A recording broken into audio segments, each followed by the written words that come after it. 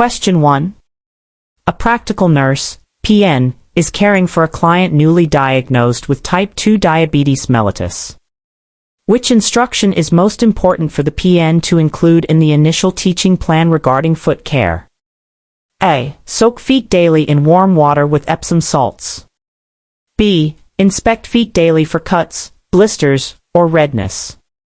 C. Apply moisturizing lotion generously between the toes. D. Trim toenails straight across after soaking them. Answer: B. Inspect feet daily for cuts, blisters, or redness. This question focuses on essential foot care for a client with type 2 diabetes, emphasizing prevention of complications. The keyword "most important" highlights the priority intervention. Daily foot inspection is crucial because diabetic neuropathy can reduce sensation, making clients unaware of injuries, while poor circulation impairs healing, leading to serious infections. For example, a small cut could go unnoticed and develop into a severe ulcer. Always advise clients to meticulously check their feet every day, even using a mirror if needed, to catch any issues early. Question 2. A client is admitted with a suspected opioid overdose. Which medication should the practical nurse anticipate administering? A. Naloxone. B. Flumazenol. C. Atropine. D. Activated charcoal. Answer: A. Naloxone. This question tests your knowledge of emergency pharmacology, specifically the antidote for opioid overdose. The key phrase opioid overdose directly points to naloxone as the appropriate medication. Naloxone is an opioid antagonist that rapidly reverses the effects of opioid drugs by blocking opioid receptors in the brain, restoring respiratory drive and consciousness. For instance, if a client is found unresponsive with shallow breathing due to opioid use, naloxone could be life-saving. Remember that naloxone is the primary treatment for respiratory depression caused by opioids. Question 3. A practical nurse is performing a health assessment on an older adult client. Which finding would be considered a normal age-related change?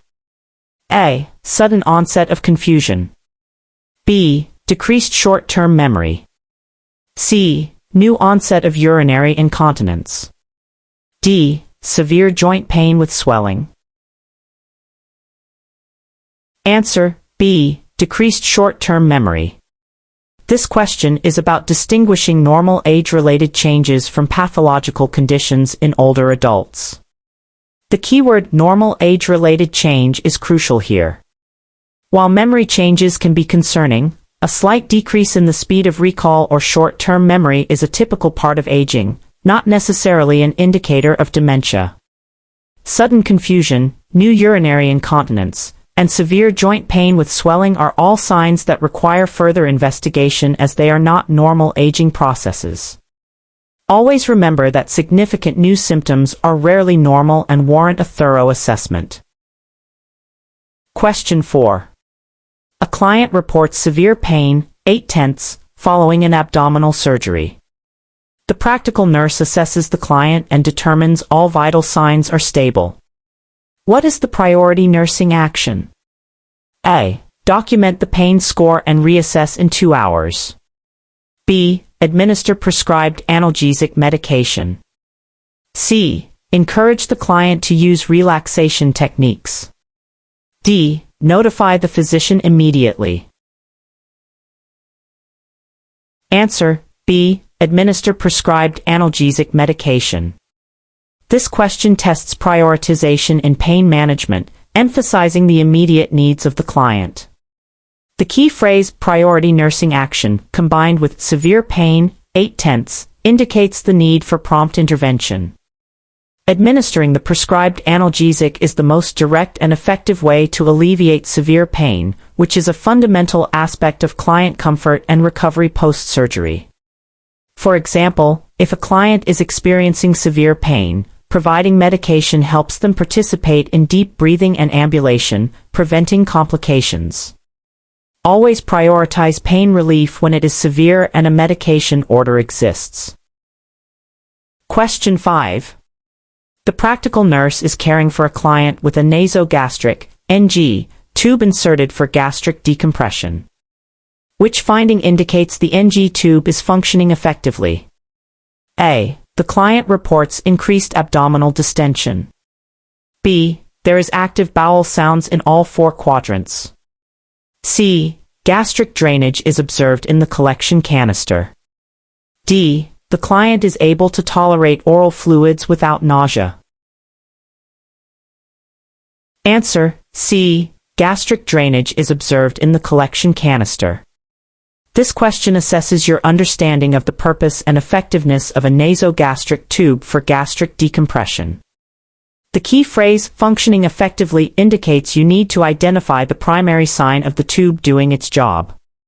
The purpose of gastric decompression is to remove air and fluid from the stomach, so observing gastric drainage in the collection canister confirms it is effectively removing stomach contents. Increased abdominal distension would indicate the tube is not effective, and tolerating oral fluids would only happen after the tube is removed or clamped for trials. Remember that the presence of drainage is the most direct indicator of effective decompression. Question 6. A practical nurse is reviewing a client's medication list and notes an order for warfarin. What laboratory value is most important for the PN to monitor for this client? A. Hemoglobin, HGB. B. Platelet count. C. International Normalized Ratio, INR. D. White blood cell, WBC, count. Answer: C. International Normalized Ratio, INR. This question tests your knowledge of specific medication monitoring, specifically for anticoagulants.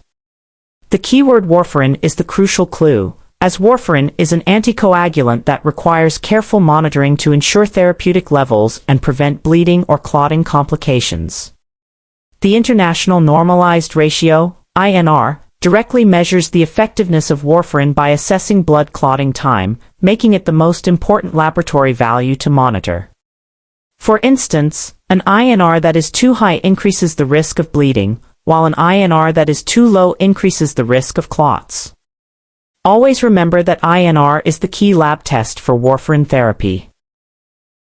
Question 7. A practical nurse is caring for a client who is NPO, nothing by mouth, for an upcoming surgical procedure. The client asks for a glass of water because they are thirsty. What is the most appropriate response by the PN? A. Just a small sip won't hurt, but don't tell anyone. B. I understand you're thirsty, but it's important for your safety that you don't drink anything. C. I will ask the surgeon if you can have some sips of water. D. You can chew on some ice chips if you really need something. Answer: B. I understand you're thirsty, but it's important for your safety that you don't drink anything. This question assesses therapeutic communication and client safety related to NPO status. The keyword most appropriate response requires the nurse to prioritize safety while showing empathy. Explaining that the NPO status is for their safety acknowledges their discomfort but firmly reinforces the necessary restriction, which prevents complications like aspiration during anesthesia. For example, allowing even a small sip of water could lead to cancellation of surgery or a serious respiratory event.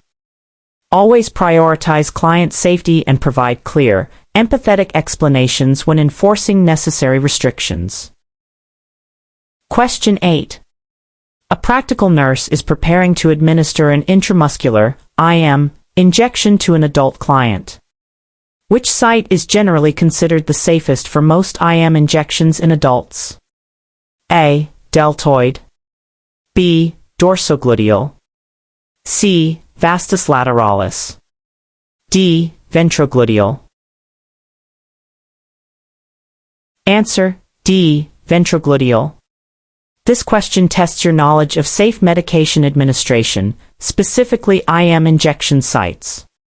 The keyword safest for most IM injections in adults directs you to the preferred site.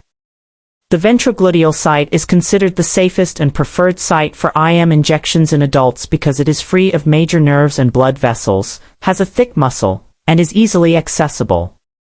Using the dorsogluteal site carries a risk of sciatic nerve injury, while the deltoid is smaller and typically reserved for smaller volumes. When administering IM injections, always prioritize the ventrogluteal site for its safety profile. Question 9. A practical nurse is performing a sterile dressing change for a surgical incision. During the procedure, the PN accidentally touches the sterile field with an ungloved hand. What is the immediate action the PN should take? A. Obtain new sterile supplies and restart the procedure. B. Continue with the dressing change quickly to minimize contamination. C. Put on sterile gloves and continue the procedure. D. Apply alcohol-based hand rub to the sterile field. Answer: A. Obtain new sterile supplies and restart the procedure.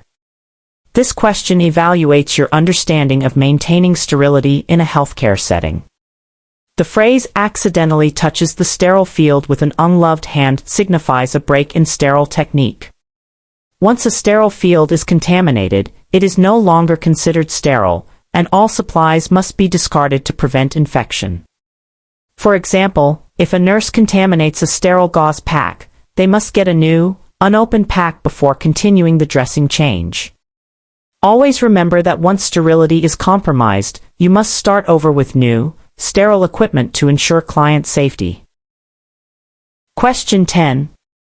A client with chronic obstructive pulmonary disease, COPD, is experiencing dyspnea and wheezing. The practical nurse notes the client's oxygen saturation is 88% on room air.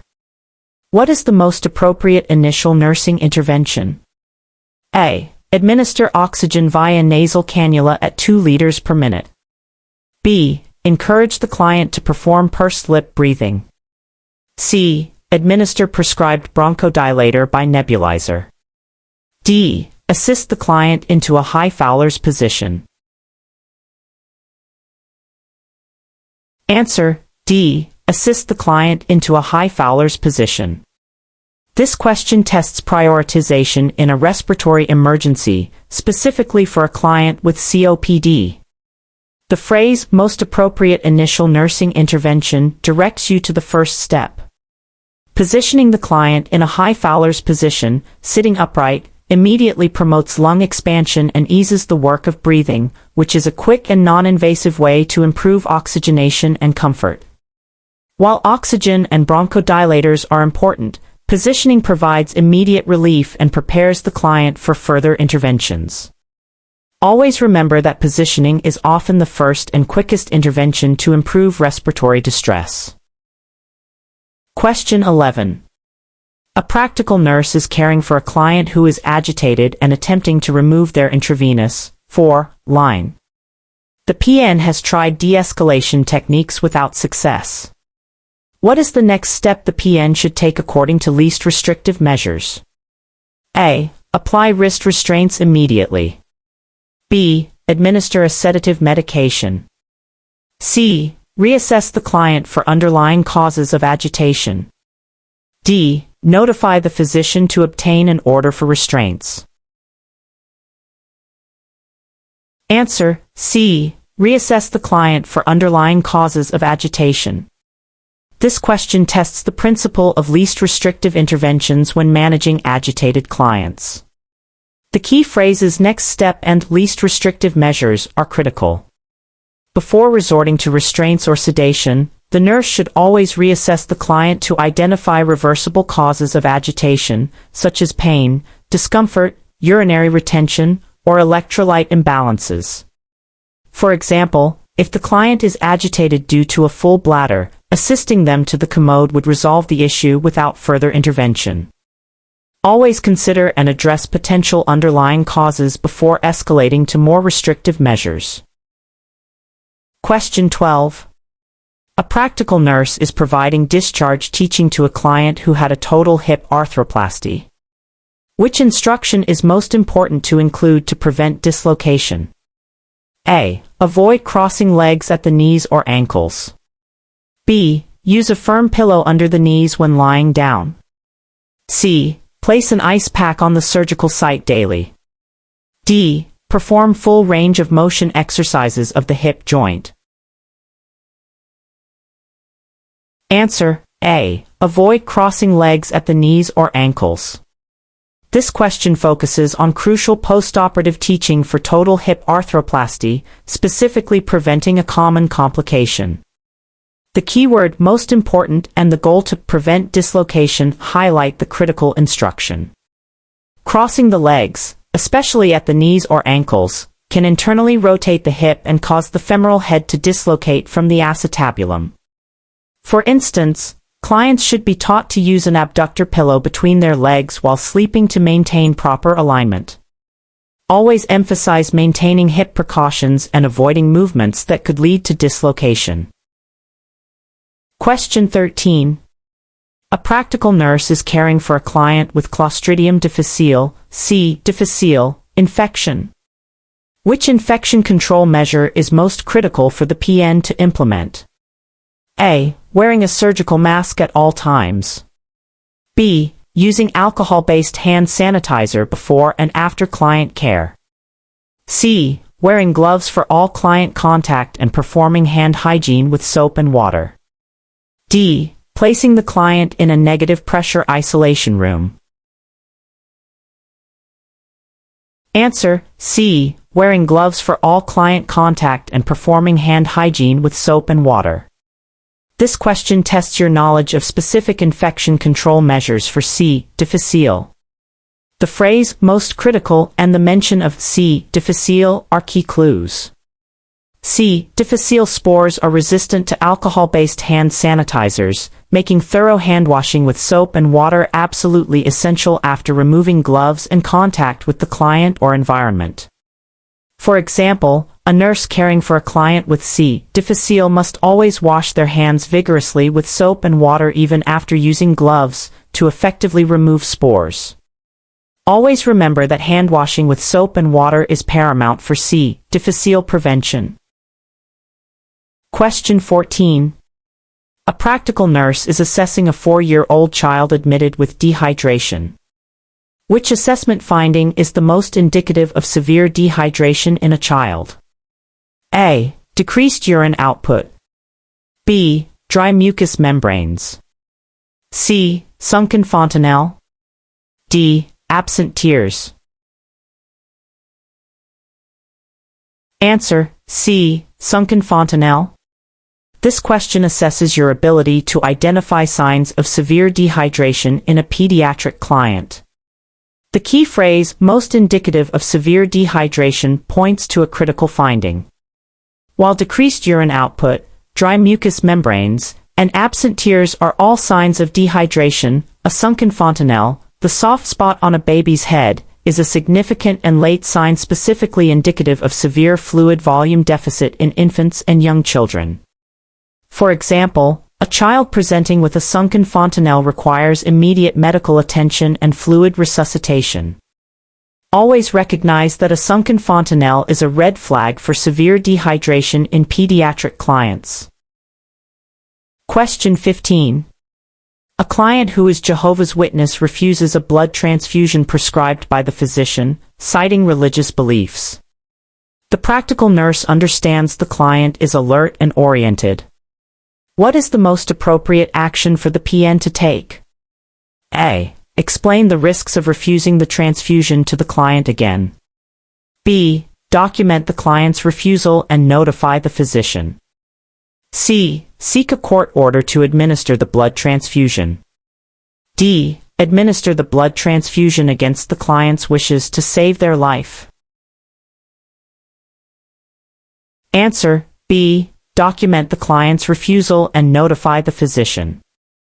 This question tests your understanding of client rights, informed consent, and ethical principles, particularly respecting autonomy. The key phrases "Jehovah's Witness," "refuses a blood transfusion," and "alert and oriented" highlight the client's right to make autonomous healthcare decisions, even if those decisions could lead to harm or death. The most appropriate action is to respect their decision, document it thoroughly, and inform the physician, who may explore alternative treatments or further discuss the implications with the client. It is never permissible to force a competent adult to undergo a medical procedure against their will. Always uphold the client's autonomy and right to refuse treatment. Question 16. The practical nurse is teaching a client about self-monitoring blood glucose, SMBG. Which statement by the client indicates a need for further teaching? A. I should wash my hands with soap and water before testing. B. I will prick the side of my finger, not the center. C. I need to check my blood sugar only when I feel symptoms. D. I will calibrate my glucometer as recommended by the manufacturer. Answer: C. I need to check my blood sugar only when I feel symptoms. This question assesses the client's understanding of effective blood glucose monitoring. The phrase indicates a need for further teaching requires you to identify the incorrect statement. Relying only on symptoms to check blood sugar is dangerous, as symptoms can be unreliable or appear when blood sugar is already very high or low, missing opportunities for proactive management. For instance, regular scheduled monitoring helps identify trends and prevent acute complications. Always emphasize that consistent, scheduled self-monitoring is crucial for effective diabetes management, not just checking when symptoms occur. Question 17. A practical nurse is performing cardiopulmonary resuscitation, CPR, on an adult client. What is the correct compression rate for adult CPR? A. 60 to 80 compressions per minute. B. 80 to 100 compressions per minute. C. 100 to 120 compressions per minute. D. 120 to 140 compressions per minute. Answer: C. 100 to 120 compressions per minute. This question tests your knowledge of current CPR guidelines for adults. The key phrase, correct compression rate for adult CPR, points to the standard established by resuscitation councils. According to current guidelines, chest compressions should be delivered at a rate of 100 to 120 compressions per minute to ensure adequate blood flow to vital organs. For example, singing a song like "Stayin' Alive" can help maintain the correct rhythm during compressions. Always ensure your compressions are not too slow or too fast to maximize effectiveness during CPR. Question 18. A practical nurse is assessing a client complaining of sudden, severe, crushing chest pain radiating to the left arm. What is the most appropriate initial action? A. Obtain a detailed pain history. B. Administer nitroglycerin sublingually. C. Obtain vital signs and attach to a cardiac monitor. D. Prepare for immediate transport to the cath lab. Answer: C. Obtain vital signs and attach to a cardiac monitor. This question assesses prioritization in a suspected cardiac emergency.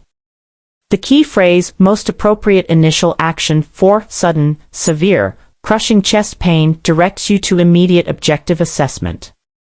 While pain relief is important, first obtaining vital signs and attaching the client to a cardiac monitor provides critical baseline data and helps identify life-threatening arrhythmias, guiding subsequent interventions.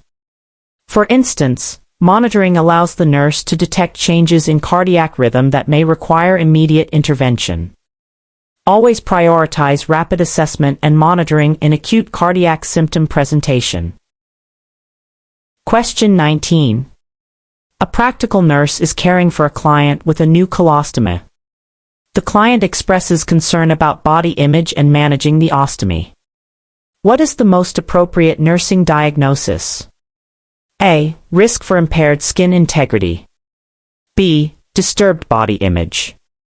C. Deficient knowledge. D. Social isolation.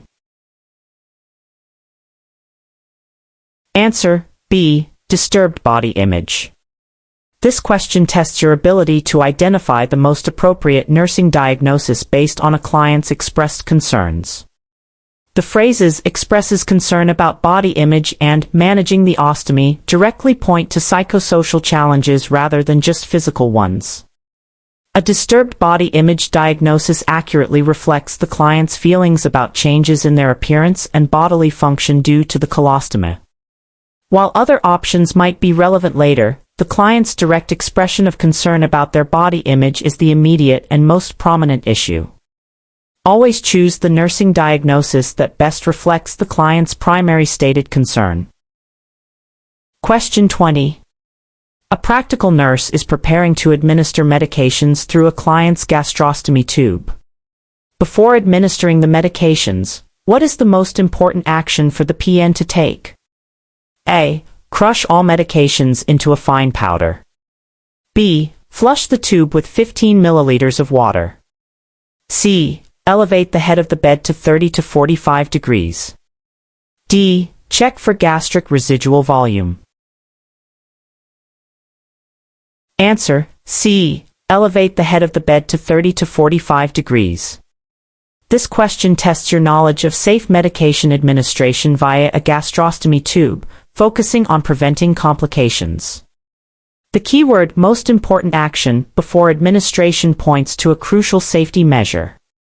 Elevating the head of the bed to 30 to 45 degrees helps prevent aspiration by keeping the stomach contents lower than the esophagus and trachea during medication administration. For example, if a client is lying flat, reflux of medications into the lungs is a significant risk. Always prioritize client safety by elevating the head of the bed to prevent aspiration with tube feedings and medications. Question 21. A client is receiving intravenous 4 fluids and complains of pain, swelling, and coolness at the 4 insertion site. The practical nurse observes redness and tenderness above the site. What complication should the PN suspect? A. Infiltration. B. Phlebitis.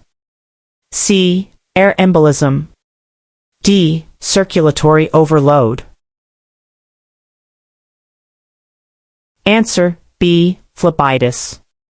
This question assesses your ability to identify common 4 complications based on presented signs and symptoms. The keywords pain, swelling, coolness along with redness and tenderness above the site strongly indicate phlebitis. Phlebitis is inflammation of the vein, characterized by pain, tenderness, redness, and warmth along the course of the vein, often accompanied by a palpable cord. Infiltration presents with coolness and swelling, but typically without redness or tenderness along the vein. For instance, if you see a red streak tracing up the arm from the 4 site, suspect phlebitis. Always differentiate between infiltration and phlebitis based on the presence of redness and warmth along the vein. Question 22. A practical nurse is caring for a client with a new diagnosis of depression. The client states, "I just don't see the point in anything anymore." What is the most therapeutic response by the PN? A. You shouldn't feel that way, things will get better. B. Have you thought about harming yourself? C. Many people feel that way when they're depressed. D. Let's focus on the positive things in your life. Answer: B. Have you thought about harming yourself? This question tests therapeutic communication skills, specifically assessing for safety when a client expresses feelings of hopelessness. The phrase, most therapeutic response, and the client's statement, "I just don't see the point in anything anymore," are significant clues.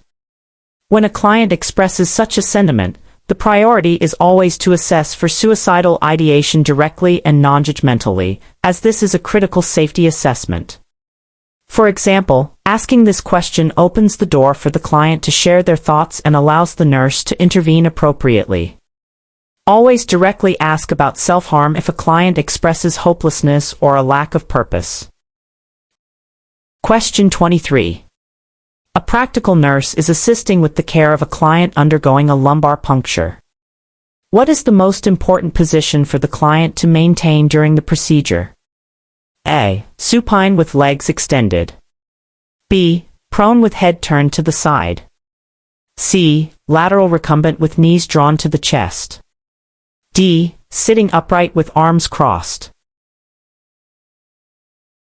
Answer: C. Lateral recumbent with knees drawn to the chest. This question assesses your knowledge of positioning for specific medical procedures. The keyword lumbar puncture and the need for the most important position are key. The lateral recumbent position with knees drawn to the chest, fetal position, helps to maximize the separation of the vertebral spinous processes, making it easier for the physician to access the spinal canal and reducing the risk of complications. For instance, this position effectively opens up the space between the vertebrae. Always ensure the client is correctly positioned for a lumbar puncture to facilitate the procedure and ensure safety. Question 24. A practical nurse is educating a group of older adults about fall prevention. Which intervention is most effective in reducing the risk of falls in the home environment? A. Encouraging daily brisk walking outdoors. B. Recommending thick, plush rugs on all floors. C. Ensuring adequate lighting in hallways and stairwells. D. Suggesting loose-fitting clothing for comfort. Answer: C. Ensuring adequate lighting in hallways and stairwells.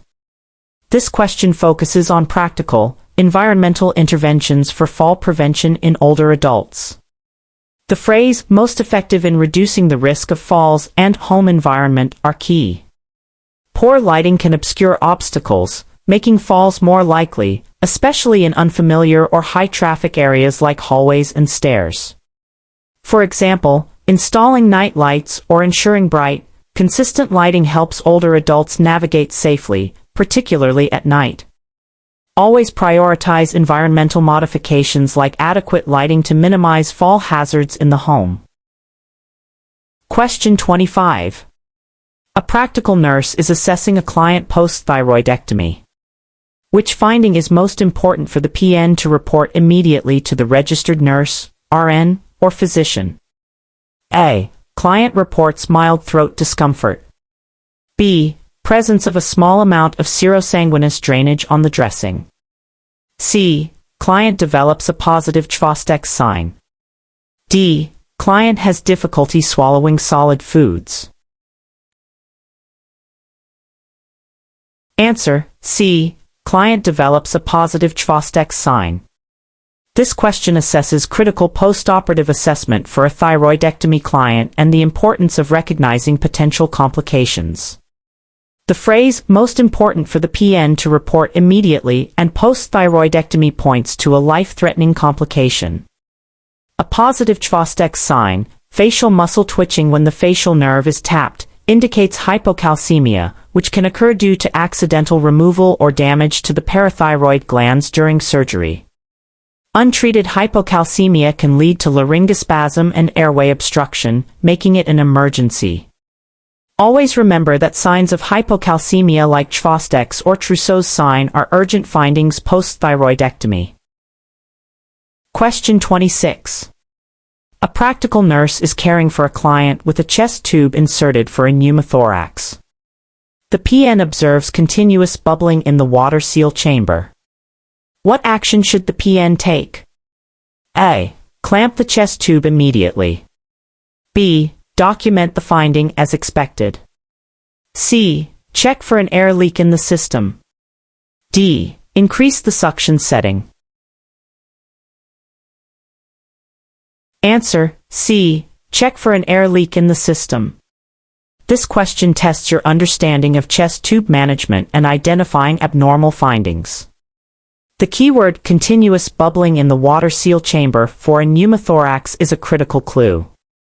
While intermittent bubbling during exhalation is expected with a pneumothorax, continuous bubbling indicates a persistent air leak in the chest tube system or from the client's lung, which requires investigation. For example, inspecting all connections from the insertion site to the drainage system is necessary to locate the source of the leak. Always investigate continuous bubbling in the water seal chamber to identify and resolve any air leaks. Question 27. A client with a new prescription for metoprolol, a beta blocker, is receiving discharge teaching. Which instruction is most important for the practical nurse to include? A. Take this medication on an empty stomach. B. Report any sudden weight gain or swelling in your ankles. C. You may stop taking this medication if your blood pressure improves. D. This medication may cause your urine to turn orange.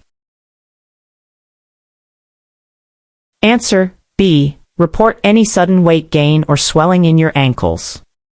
This question assesses crucial teaching points for clients on beta blockers, focusing on potential adverse effects. The phrase "most important for the PN to include" and the medication metoprolol, a beta blocker, are key.